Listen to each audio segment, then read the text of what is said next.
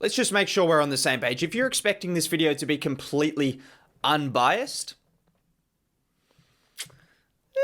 I can't promise you that. I just cannot promise you that. I can promise you one thing. If you're an OKC Thunder fan, you're going to see a lot more content from me because, I mean, you took the best player in the draft. Well, Cade is probably number one, but after that, it's Joshua Giddey, the heir to the throne. The second coming of Joe Ingles, they're saying. The second coming of Joe Ingles, except probably a bit more athletic, probably a bit less reluctant to shoot the ball. He's going to be more aggressive. He's coming in from day one instead of doing it the hard way. The 6th overall pick for a reason. Anyone saying you reached on it is a liar, doesn't know anything, and is wrong. Any one of those things, you can add some more similes or whatever ones you want to say about that. All of those things are true because Joshua Giddey is the perfect fit for the OKC Thunder. Now all of a sudden, Shai Gilgeous-Alexander and Josh Giddey in the backcourt. I'll have to watch every single game. This was already a team I liked, as you've seen by a few of the videos. SGA is someone who I think is one of the most underrated players in the league, particularly out of the young players. He's in that mix with some of the best in the league. We know what he's done. If you're an OKC fan, you know that. You know that all too well, but Joshua Giddey, oh wow. Let's just call him Josh. Giddy up. Giddy up. That's all we need to say because let's talk about it. Now we'll talk about some of the other draft picks briefly, but we're here to talk about the number 6 overall pick, the first pick from this year's draft for you guys. Giddey, Shai Gilgeous-Alexander, and the young core that you're now building. Before I even do that, if you could drop a like on the video, subscribe to the channel if you are new, that would be much appreciated. Content like this every single day. That would be cool. As I said, if you're an OKC Thunder fan, you might want to stick around because now that Giddey is on your team, there's going to be a lot of content about the Thunder. It's just going to have to happen because we know he's going to be putting up triple doubles on the regular. Not too lofty expectations. Let's talk about Giddey because I saw something that went viral. I want to address this first. I saw something that went viral. I actually made a TikTok on it. Check it out if you want to. Yeah. But anyways, I saw something that went viral. Basically, it was just looking at his weaknesses. I don't have it here. I should have. But it was like, oh, this guy is his weakness basketball because it was shooting, it was defense, it was athleticism, it was a lot of things that were his weaknesses. I'll pop it up on the screen. I should have had it in front of me, but sorry, I don't. But I remember it pretty well. And basically, they looked at his weaknesses and people were like, why would you take him the 6th overall pick? Because yes, there are genuinely people dumb enough to look at a graphic and think, oh, that you guys shouldn't pick someone because of this graphic that I saw on Twitter. Not like these guys spend a year evaluating prospects. No, they don't do that. But you see a graphic where it says a few things. Oh, you shouldn't pick him. Let's start with the outside shooting. I want to start with that because this is a little bit of a narrative that's kind of got out of control. It's this idea that he's a bad shooter. He shot 29% on the year from the NBL. This is professional basketball as well, so it's not exactly as easy to make those threes as in college. But over the last 21 games of the season, yes, I got out the calculator, I did the numbers, I did the crunching. Over the last 21 games of the season, 27 of 79 from 3. Now, if you don't have a calculator handy, that is 34.1%. Decent. That seems all right. If you see someone who's a 6'8" point guard who's one of the best passers in the draft, which we'll talk about, if not the best passer in the draft, he's got elite decision making, he's got potential to be a decent defender if he can get his physical up to match with his mental IQ, and he shoots 34% from 3, now all of a sudden you go from someone who's like, oh, he's got a few question marks here and there to like, oh, okay, now I see why he went number 6. So 34%, and this was the last 21 games of the season. It was after about the first 5 games where he went like 0 of 15 to start the season. It was rough. From that point onwards, he was a decent shooter, and I think that's where I forecast him to be going forward. Maybe he's going to improve. Maybe he's going to stay around the 34 to 35%, but I believe he's going to be an average shooter, which at 6'8", with his passing ability, if you get average shooting from him, I don't think anyone is going to complain about that. And let's just talk about his passing because that's what we need to talk about first. I mean, wizardry. Both hands, left hand, right hand, across the body, pocket passes, pick and roll. He's going to run the pick and roll. Who's their center? Well, I mean, they just traded for Derek Favors and got a first round pick, so he'll get some minutes. Who else am I missing? I'm missing a guy. Sorry, I apologize. Moses Brown got traded. I can't think off the top of my head, but Darius Baisley can run in the pick and roll. There's going to be some other guys. Pokuševski? That would be dangerous. There's about 150 pounds between those guys and a lot of length. Pause, but not pause. There's just a lot of length between those two guys. So pick and roll between them would be interesting, but he runs the pick and roll really well. His decision making is elite in that. He knows when the defender's coming at him and he just drops it off. And then also he has that hesitancy where he can little fake him out and then get to the rim. once he fills out, gets a bit broader, this was his first year lifting weights, he said. So I believe he'll get stronger. He'll get better adapted to the physical contact. And then once he gets more physical, he uses his intelligence, his smarts, plus the passing. He's going to be someone that should be able to finish at the rim. He's going to be someone that's going to be able to use his intelligence and his craftiness. He's got a decent enough handle. He's not exactly breaking people's ankles, but I think he can get past defenders. And this is where the passing and just the IQ comes into play. Everyone talks about, oh, you need to be the shiftiest guy, you need to be the most athletic.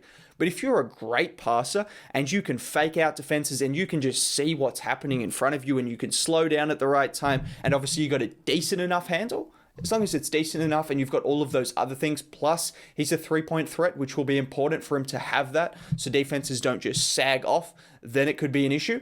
But if you've got all of those things like I just mentioned, you can get past defenses, you can break them down a lot easier than you would anticipate for someone who doesn't have that explosive athleticism or that crazy handle, which he doesn't have. But he's just so good in so many areas offensively. I mean, the numbers he put up the last 5 games of the season, it was elite. He put up a couple of triple-doubles over the last few games of the season. He averaged 11 and 7 and 7 in a pro league on about 43% from the field, closer to 34% from 3 after he got rid of that hiccup, or whatever you want to call the start of the season where he couldn't make a shot. Decent efficiency, great vision, made some huge plays, had some huge games. You've already seen some productiveness in a pro league, which is clearly translated. LaMelo Ball, Torrey Craig, there's some other guys that aren't even coming. Joe Ingles off the top of my head. There's obviously other guys that have come over from Australia and made an impact. So it clearly translates. RJ Hampton, you get the point. And then looking at the fit, we can talk about some of his weaknesses. Yeah, he's not the best defender. Yeah, he is light-framed.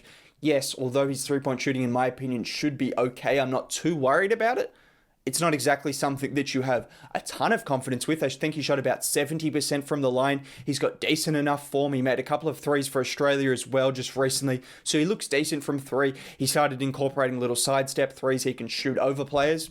There's enough there for me to believe that he'll be okay, but I'm not exactly overfilled with confidence in what he can be as a shooter, but his passing, his decision-making, his potential as a 6'8" point guard who can play a few different positions, and we'll talk about that. Let's just talk about the fit, because this is why I'm excited to watch this team. Shai Gilgeous-Alexander, I've talked about him in depth. I don't really need to give my opinion. The man is a beast. He is a beast. He is not getting traded. Some of those trade rumors, I saw one which said the OKC Thunder would trade Shai and the 6th pick for the 3rd pick. That is just cap. Just stop it. The 3rd pick. Oh my God, I don't even need to get into that. Is just disrespectful on so many levels. No, that's not happening. So yeah, now that we've got that out of the way, Shai is the building block. He's the man you want to build with, and what Giddey gives you is flexibility. 6'8", he can play at the 3 if you want. He's going to take pressure off Shai. Shai had the most points pretty much created by himself. I think he was creating about 90% of his points. Yes, him and Luka Doncic were in that same category in terms of creating all their points. You wouldn't have expected that if you didn't watch the Thunder, but Shai was that kind of guy for the Thunder. He was doing everything, and they really needed someone else who could take the pressure off him. Lou Dort, as good as he is, he's taken the jump. Pokusevski does promise in terms of a playmaker, but he's not quite there yet. Baisley does have some signs of that. You've got Ty Jerome and guys coming off the bench, but they're just not there yet in terms of being good playmakers. Giddey, I believe from the jump, you can question everything else about him as a player. I believe he'll be a good passer and a good playmaker from day one, and he's going to take some pressure off Shai, which is important for someone who's still young. He's only in his 3rd year, coming into his 4th year.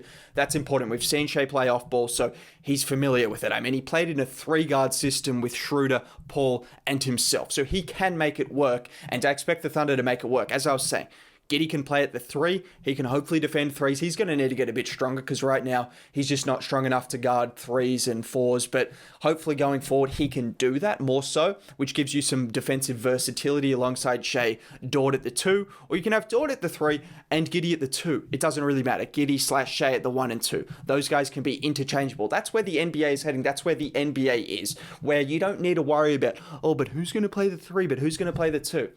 Get ball handlers, get playmakers, get versatile defenders. That's what you need. Who cares about who's playing where? It really doesn't matter anymore. There's no such thing. There's no such thing, honestly. So to have 3 interchangeable guys there immediately is huge. Take some pressure off Shai's hands, get a playmaker in.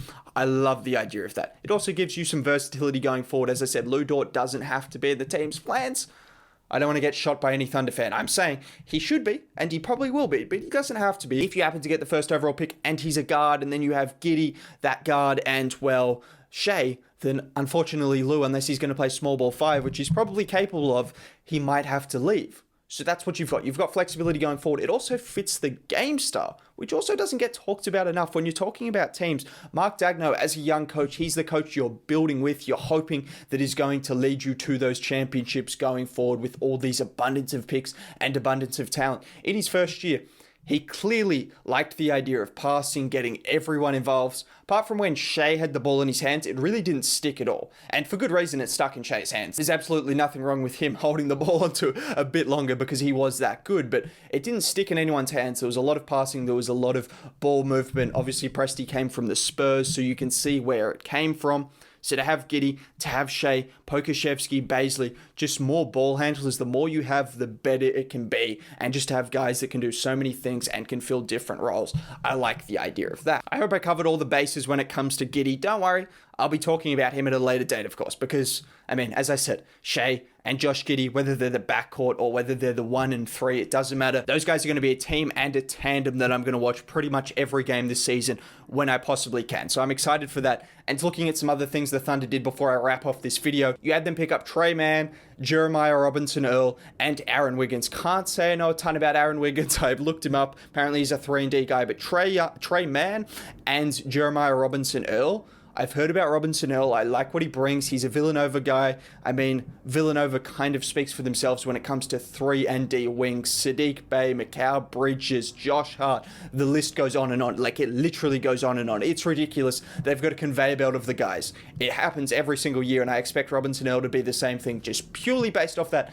And I've heard good things as well. I don't think his three-point shot is quite as long as some of those other guys, but he's a good defensive player, and he seems like a kind of high floor guy. You went for Giddey, who has the high ceiling, and you got some high floor guys. I believe Trey Mann fits that mold as well, who should be a high floor guy. Well, he averaged about 16 and 4, shot 40% from 3. He's that kind of guy that you like to have on your team. Those guys that are high floor guys and you expect to be decent role players at worst. Sam Presti also managed to snap up a few future firsts. Like, the man is insane. He is clinically insane. We're going to have to address that seriously one day about this man's obsession with future first-round picks. You traded the 16th overall pick for 2 future first-round picks, and as I said, Derek Favors' contract is now being eaten up, which is a good deal in my opinion. He's going to be great. He's going to help out Giddey. He's going to help out Shea. He's going to help out those guys if you keep him, which I don't know if you will, but if you keep him and you get a first-round pick in exchange, which is heavily protected, but still, great deal. Great deal. Thunder things, Sam Presti things. I'm excited. You should be excited if you're a Thunder fan because this backcourt is just going to be nasty. It's going to be nasty going forward, and from day one, hopefully it is.